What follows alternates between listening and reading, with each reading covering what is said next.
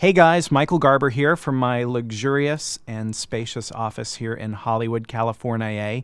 I'm here today because of a conversation that Chris Fenwick and a guy whose alias is Droid on Twitter had last week on that post chat, weekly chat that the kids do with the Twitters and their cell phones and the typing and the whatnot, where Chris explained my broadcast commercial workflow that I demoed for him on the first morning. He was my first demo at NAB in the FCP Works suite at the Wynn Hotel. And Droid was curious to know what it is that I'm doing with that. So just so you know, this is something I figured out about a year ago, and I've kind of been honing and crafting it since then and giving private demos to people. And I finally got some time together so that I could record this. It's about a 10 or 15 minute demo, so sit back and relax and enjoy the show. So what this is a commercial workflow whereby you have separate source audio that was shot jam synced, and what jam synced means that your audio recorder and your camera are synced up to record the same time code at the same time. And utilizing some really interesting workflow in Final Cut Pro, you can actually merge the logging information that your sound recordist adds on set to your picture. So let's get moving here. The other exciting part about all of this is that you can prep your footage in a really short amount of time. So what we have here is our dailies. We've got our A cam and our B cam and our audio here. And I'm going to open this up here, and these are the files that were created by the Sound Devices Recorder. And there's a program called Wave Agent out there, and I'll open that up. And if I just drag a clip in here, what we see is all of the info that a WAV file can store. So we've got our character names based on which channel mic that they're on. So Will is on 1, Mike is on 2, Mary is on 4, we've got Boom on 5, Mix left and Mix right on 7 and 8. And we've also got the scene and take info, as well as the project Snossages. Hey, look at that. We got the big Snossages campaign. Snossages. What to do? Snossages. Snossages. Can't wait to cut this job. Now, what we're going to do here is simply drag and drop this into Final Cut. We'll bring the footage in first, and I'm just going to bring in a whole bunch of dailies. My first step in this process is that we're going to label the camera angles on the video clips. So we can see that here, all the A clips start with A0. And I've got to blur out this all the video here, but you're not going to miss much. And the B cam here is reflected in B0, and then we've got all our audio clips down here. So what I'll do quickly is just type in A0. We're over here in our info pane. We want to be in general or extended. And I'll change the angle to cam_A. Oops, I'm going to do that the correct way this time by selecting all of the clips that are cam A. There we go. And I'll do the same for camera B. And now, in some other methods, we would actually label the audio Z_audio, and our purpose for that would be when we make our multicams that it would add the audio to the third angle, since the Z alphabetically comes after A and B. But in this scenario, we actually don't need to do that because the audio is going to get synced with the video. One quick thing we can see is that the scene and take info matches the shots and matches what's in Wave Agent here, 3073. We've got 307. We see that's 307, 1, 2, 3 right there. Okay, so how do we get all this together? Well, there's a really cool program called Sync and Link. And all we need to do is, let's call this Snossages Day 1. 01? Why not? I'm going to go ahead and export this XML to the desktop. Open up this program called Sync and Link. And what Sync and Link does is it syncs together our second source audio that has been recorded with the same time code as the picture. And I'll drag that over, hit open, and in a very short amount of time, we're going to see that it's currently analyzing all the clips. There we go. So there's a couple different functions here, and what I'm going to do is leave the video clips name the same, but you can actually merge the video and audio or just the audio. Those names of the audio clips could become the new clips. And all that metadata, which in this case is the scene and take info and circle take info, we can add that to the clips. And we can even adjust our audio if we know beforehand what the offset is. We can also redo it after the fact if we had to, if we figured out once we synced it and got it back into 10 that there was an issue. And this is the most important part for me. These track names from the audio IXML become sub-role names. The audio IXML, just so you know, as far as I understand, is this track info here.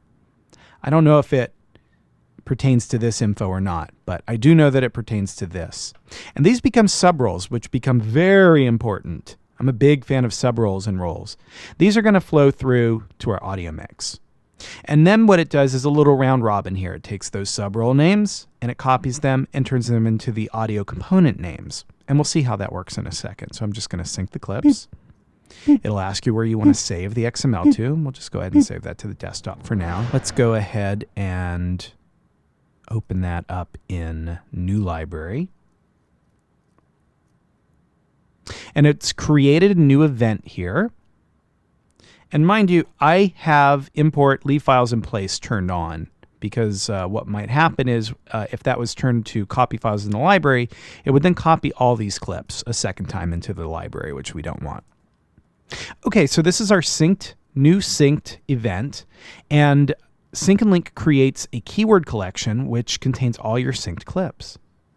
So now what we'll see here is that this audio is synced to the picture. And if I click on the audio tab here and I pull that down, we see that that's our camera audio.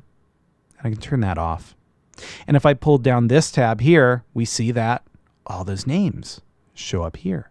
So now we're not editing worrying about track numbers. We're editing worrying about character names. That changes things, actually, when you start to think about it.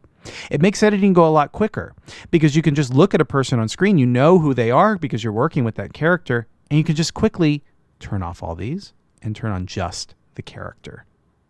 And you don't have to worry about the jigsaw puzzling of different tracks and where we're going to put things because these will be connected to the picture. Okay, so I could go on in this a lot longer, but I will try to move forward quickly. So these are all the synced clips, A and B cam. I'm going to select all of these and I'll go into info and we're going to apply a custom name very simply. We'll name this by the scene shot taken angle. So because all that metadata was there beforehand, we know that it's 301 take 1 cam A. And we can find that very quickly down here. Let's see. Cam A and Cam B. Here we go. Starting on 307, we've got Cam A and Cam B together. And so in this scenario, what I'd like to do is actually take the entire morning's worth of dailies and turn them into a multi-clip. And that's really easy, quick, and painless. I'll show you all that I have to do here. I'm just going to select these and I can right-click on them. I have a key command set up for multicam clips, but just to show you, we're going to make a new multicam clip here. And we're going to call this Sausages. morning shoot. And the key here is don't do any custom settings. Do not let the audio synchronize because the time code is already jam synced. We'll hit OK, and it's that quick. Now, if I double click this, it should have worked. There we go. We have the entire morning's worth of dailies. Now, I have some reasons for doing this as one long multi-clip as opposed to turning these all into separate multi-clips. I would prefer to work this way. There's a little issue with Final Cut in terms of dealing with batch audio changes on separate multi-clips, even if they have the same audio configurations. So, without going into too much detail, this is how I chose to do it on this job. I'd prefer to do it a little differently, but this works well. So there's a little trick here that I want to show you all. If I pull down the audio now, we see that we've got, 9 channels of audio, and all the names are gone. Well, that doesn't really help us. So there's a little trick here. If I pull this down and I hit reset, it brings them all back. There's a little dialog box that usually will come up there asking if you want to do it. And I've checked the box that says don't bring that up. But we've now got all the track names the same. Now there's a real trick here that you all need to know. If you're going to use this method, all the clips here on the cam A angle need to have the same audio configuration. All these clips here need to have the same audio configuration for this to work properly.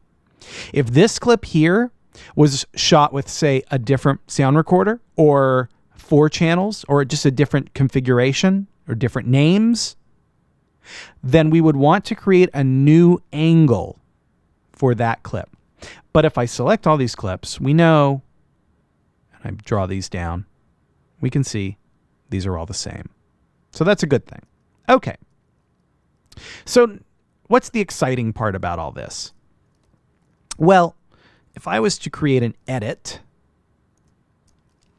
and we'll call this Sausages Commercial A, and I start editing some clips into the timeline, first things first, when I look at this clip here, again, we can see who's talking. So I can turn all these off and just turn on the characters that I want. And now when we expand the audio here, we just see it shown as a mix down or stereo, but we can expand the components here and see these 2 channels active or components. Now what's important is that a lot of people, when they start cutting in 10, what they'll do is that they'll expand components with everything active, and then like in Final Cut 7 or other NLEs, they'll just turn off the channels that they don't want here by hitting the V key, selecting and hitting the V key. I just want to say that I really highly recommend against doing that. It could cause issues in terms of timeline performance.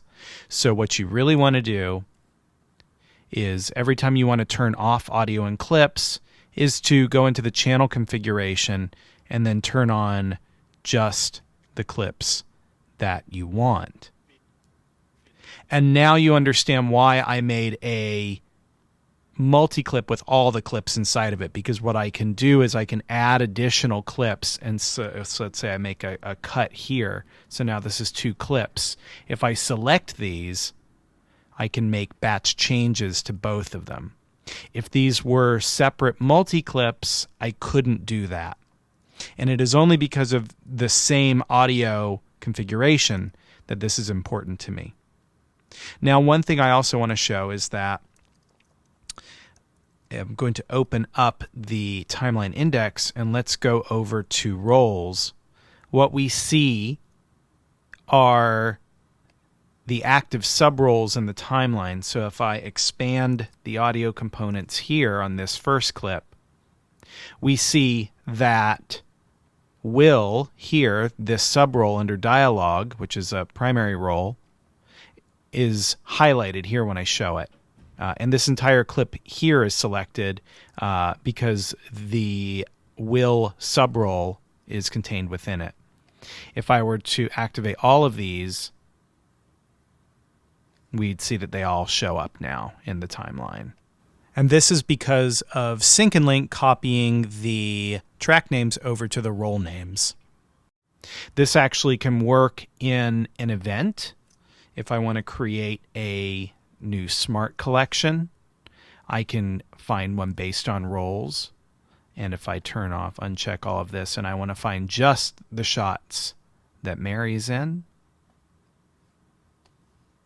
I can quickly find that there. So it's a neat little trick. But the more exciting part is the end of the process, which takes us to logic. And I'm going to skip forward here. We're not going to edit a whole timeline here, but I'm going to take you to the actual commercials AAF that I sent out to the sound mixer. So I would export another XML to the desktop, and I would use a program called X2 Pro. and we would just drag that in there. And when you open up the roles, you can see what roles are active. Now, there's actually a little bug there with the program where it does not automatically filter down with only the audio components that are active in the timeline. It will give you everything. If you're using regular clips, non-synced clips, then it will work in that way. So if you had 4 of these channels turned off in the timeline, it would know not to turn them on, et cetera, et cetera. But the exciting part here is we can then create the XML here, which we'll go ahead and I think put it on the desktop into this AAF. Now, what I did here is I actually want to show you all the actual timeline that I sent into X2 Pro from the real commercial and show you how it all pops over in there. Okay, so this was the original timeline out of Final Cut Pro, and this is how it looks when it gets translated by X2 Pro and opens up in Logic. Ooh. And what we see here that it's done is it's taken all those active clips that have those sub-roll names on them. So Dialogue Mary, Dialogue Mike, Dialogue Will, Boom, Mix Left, Mix Right, VO, Music. Whereas we don't have tracks in Final Cut 10, what it's done is every time there's a J or an L cut, it's created a second track. And it's put all that same mic or that character who is on that mic on the same track.